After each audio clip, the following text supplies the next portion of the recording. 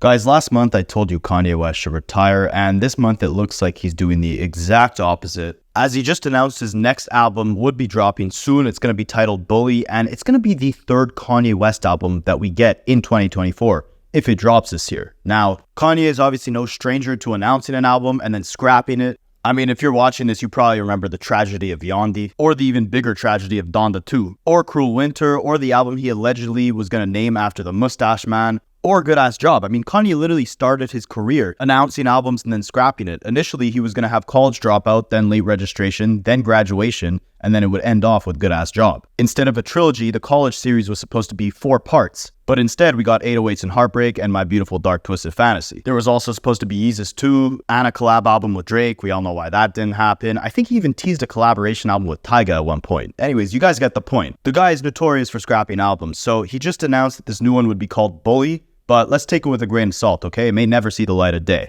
But I do have to give it to Kanye. I mean, he dropped Vultures 2, I believe it was about a month and a half ago, and that was atrocious, and he definitely heard the criticism that his fans had for that album. Because ever since then, we've seen Kanye in a creative state that I don't think we've seen in at least the last 5 years. If you guys weren't aware that Kanye West dropped Vultures 2, then consider yourself lucky. But just to give you a little recap of the mess that was the Vultures 2 era, basically he kept announcing it, pushing it back. Finally, it randomly dropped on a Saturday night. It was completely unfinished. Kanye literally took a Sci-Hi the Prince verse and just put his own AI vocals on it and put it on the album. Every song was unfinished and they were all previously played at listening parties, but they somehow sounded better during those listening parties than they did on the final version of the album. I mean, to put into perspective how bad this album was, the best track was a track called 530 that leaked 3 years ago, and the entire second half of the track is just Kanye mumbling throughout it. The album ended up being his lowest selling album, and his former chief of staff came out to say that Kanye was being controlled and manipulated by this dentist that installed titanium grills in his mouth and got him addicted to nitrous oxide, this laughing gas that was given to him during dental procedures. The greedy little dentist ended up moving into the house next to Kanye, supplying him with millions of dollars worth of this laughing gas that he could use recreationally. Now, the side effects of this helium substance is not like a balloon, alright? It doesn't make you fly. In fact, it does the exact opposite, causing irreversible brain damage and a bunch of other things, alright? I'm not a doctor, I'm just a concerned Kanye fan. And when I heard this and the horrible product that was Vultures 2, echoed the same sentiments as a lot of other Kanye fans, in that Kanye needs to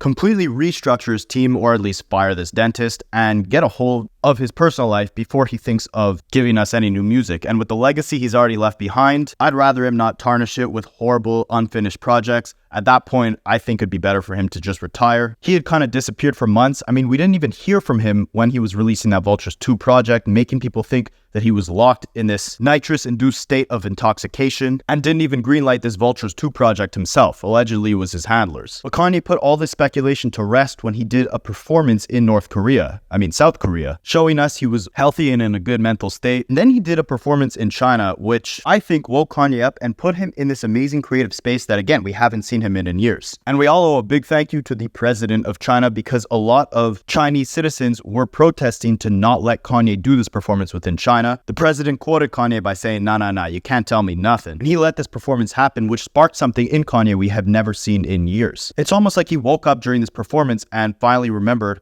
he was the legendary Kanye West. If you guys haven't been keeping up, he's been doing these weird listening parties for the last couple of years where he doesn't perform anything. He just hosts an event in a massive stadium where he plays his new music. And it's a really cool way to preview any new projects you have coming up, but we haven't seen an actual performance from Kanye in years. I mean, even at Rolling Loud, he just took the aux cord and started jumping around on stage. I mean, the most we've heard from Kanye in the last few years is that he loves the nitrous, he loves the Mustache Man, and he hates Pete Davidson. But that all changed at this performance in China, because Kanye started the show off like he normally does, playing a bunch of his new music on the aux cord without performing. But then everything changed. He finally remembered what a microphone was. He picked one up and he went through a medley of over 50 of his greatest, most classic hits. He ran through every album from College Dropout to Donda, and he came with an energy to let us know that old Kanye is still in there deep down. And he had to remind us of all the classics he's giving us over the last 20 years. And with a set list of over 75 tracks, Kanye also previewed a brand new record called Preacher Man, which didn't feature Ty Dolla, leaving fans to believe that Kanye was about to enter an era where he was going to give us solo music again, instead of another Vultures series with Ty Dolla.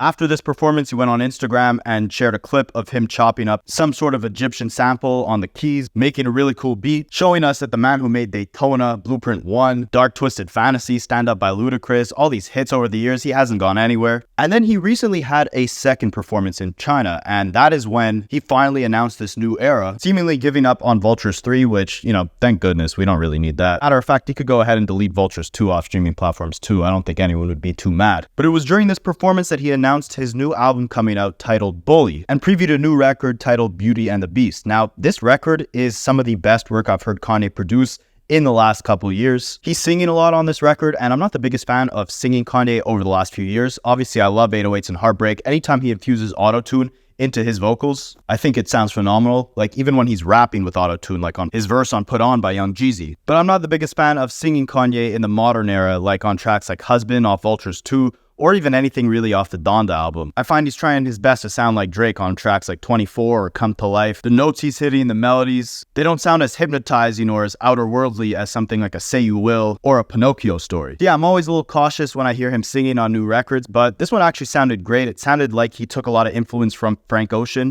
It's been a long time coming.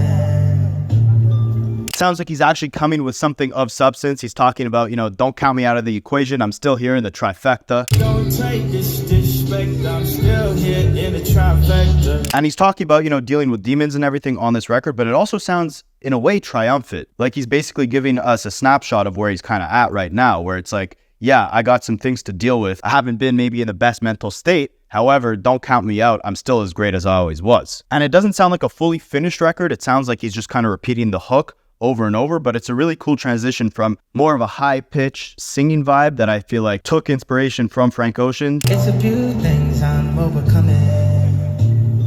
To then more of this gargled, slurred kind of hybrid of rapping and singing that sounds like something we get from like a prime Lil Durk. Think about it every night and day to try to stay away to keep my heart in tough. The beat is simple, but it's moody, it's atmospheric, it's a little dark, it's a little soulful. And if this is any indication of what we'll be getting from Kanye in the future, then I'm definitely here for it. The messaging's great, the sound is great. It sounds like he's inspired again. It sounds like he's actually speaking of something of substance. Like that was my biggest gripe with Vultures 2, is it sounded soulless. Not only were the tracks unfinished, but it sounded like the product didn't even come from Kanye himself. I mean, he put AI Kanye vocals on certain records. He left mumbled verses on certain tracks. There's no cohesion. Some records he was talking about his divorce with Kim Kardashian. Then the next record would be him talking about intercourse and partying with random girls. And even Vultures 1 sounded like some of the worst Kanye music that we've gotten in his entire career. I mean, don't get me wrong. There was definitely standouts. Songs like Burn had one of the best verses from Kanye that we've heard in years. And it's really when he gets into that bag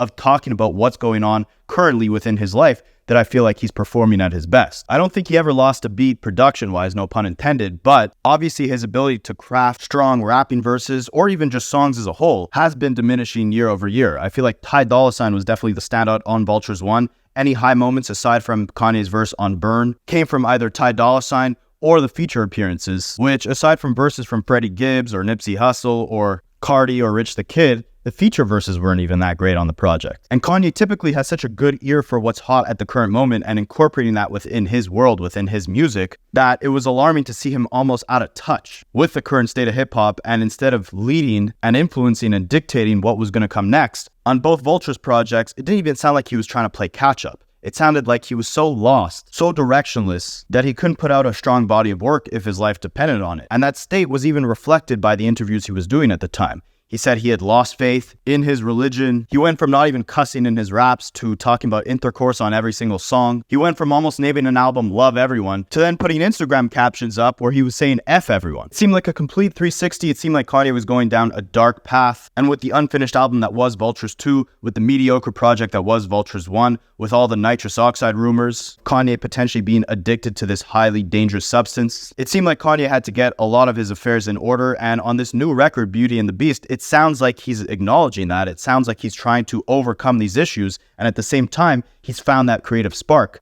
once again, and he's inspired to deliver us some great, new, amazing music. It also sounds like he was inspired to right some of the wrongs of Vultures too, because as I mentioned before, in my opinion, the best track off that record was 530, where he was talking about his divorce with Kim Kardashian, but the whole second half of that record was him just mumbling on the track. He actually fixed that, and during his concert in China, he previewed a brand new version of that record, and the whole second half finally has words on it now.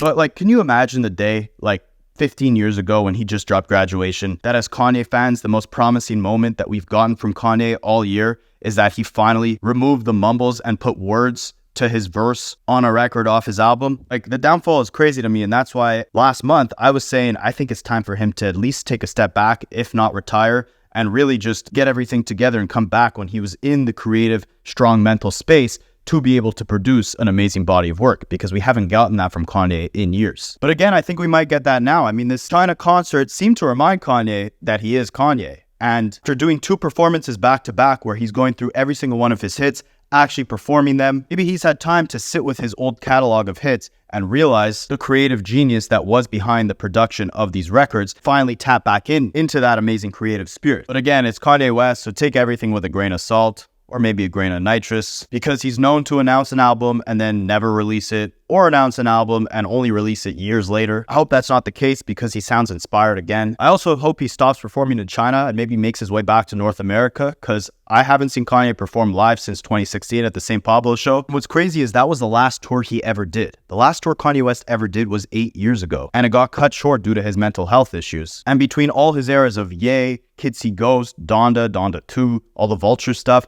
all we've gotten from him are the sporadic show and the sporadic album listening party, and a bunch of shoes and a bunch of interviews talking about the Jews. Maybe Kanye's found his muse, and as much as his fans have told him to take a step back, he refused. Now he's back to give us some amazing tunes. At least I hope so. But if not, I mean, he gave us Graduation. Okay, he gave us Graduation. I think that should be good enough to let anything he does in the future be passable. Like, Kanye West should never be able to get canceled off the sole fact that he gave us Graduation. And it's pretty impeccable that time and time again, as much as people have tried to cancel him, he always finds a way to bounce back. I think this is an interesting period because he did make a massive comeback with Vultures. Obviously, after all the interviews he was doing talking about Jewish people thought that it'd be impossible for him to ever reach the same success that he had in the past. He came back, proved everyone wrong, dropped a #1 record and album with Vultures 1 and Carnival. But I do think the hardest comeback Kanye would ever have to make would be from his own mental state. I think the horrible mental state that he was in during the Vultures 2 era proved that no big corporations, no news outlets can cancel Kanye. The only person that can cancel Kanye is Kanye West himself. The only time he's ever given us a bad, genuinely unsuccessful project is when he's in a poor mental state. When he got divorced to Kim, he gave us Donda 2. That was not good at all. When he was dealing with whatever he was dealing with his team and the dentist and the nitrous oxide, that's when we got Vultures 2. But this is looking promising. I think this is the start of a great comeback from Kanye. As Kanye fans, we're no stranger to a comeback. We're no stranger to a roller coaster of emotions. And I think that's what makes it such an amazing experience to be that Kanye fan. Let me know what you guys think in the comments. Are you pissed that we might not get Vultures 3? Are you excited for this new project? Do you think it'll even see the light of day? What features do you want on it? Or do you want it to be a solo Kanye album? I don't think we've ever got a solo Kanye album in his entire career. I think that would be pretty interesting. I hope it'll be his best one, and I'll catch you guys in the next one.